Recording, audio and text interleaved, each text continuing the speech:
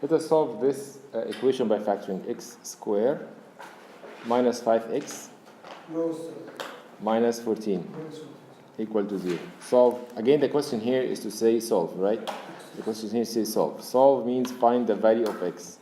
Type. One of the methods is factoring. If you can factor this trinomial, then you can use a factoring method. If you cannot factor it, then you have to use a quadratic formula. So let us see if we can factor this.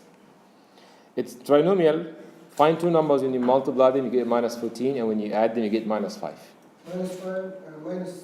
If you cannot find them, make a table. But let us think about them. Maybe you don't need to make a table. What are the two numbers? When you multiply them, you get minus 14.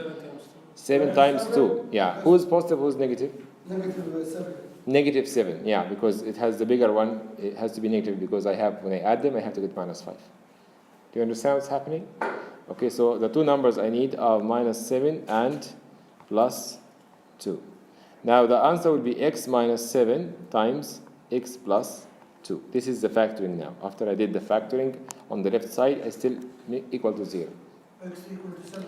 So we have a property that say if you have two things multiplied, like if you have a times b equal to 0, so for sure one of them is 0. Either a is 0 or b is 0. Where will the 0 come from when you multiply? For sure one of them is 0, or maybe both, right? So the same thing, for sure this is 0 or this is 0. So that's why we say, okay, we use the 0 property. It's called a 0 property. Okay, you don't have to do that every time. I'm just putting this to keep in your mind. Because of this 0 property, we say, okay, then x minus 7 equal to 0 or x plus 2 equal to 0. Okay, what does it mean? That means here that the first one tell me that x equal 7 and the second one tell me x equal minus 2, right? Just move this to the other side. Just move this to the other side to solve the equation. This is a very simple linear equation now. This is also a very simple linear equation. Okay? So x is equal 7 or x equal minus 2. So I have two answers. Any question? Yeah. Minus 5. The factoring minus 5. The factoring is to find two numbers. When you multiply them, see, minus 7 times plus 2 give you minus 14. And minus 7 plus 2 give you minus 5. So when you multiply them, you get this. When you add them, you get this. Yeah, the 0 property is a very simple idea that if you have two numbers multiplied and the result is 0, that means for sure one of them is 0.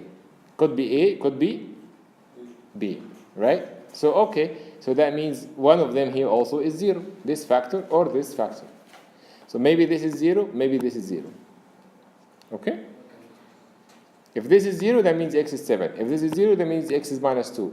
So if x is 7 or minus 2, this thing will be 0. So both of them are solutions. 7 or minus 2. Clear now? Yes. Because both of them will make the right side 0. When you multiply, it becomes 0. Any other questions? This is a simple example for factoring.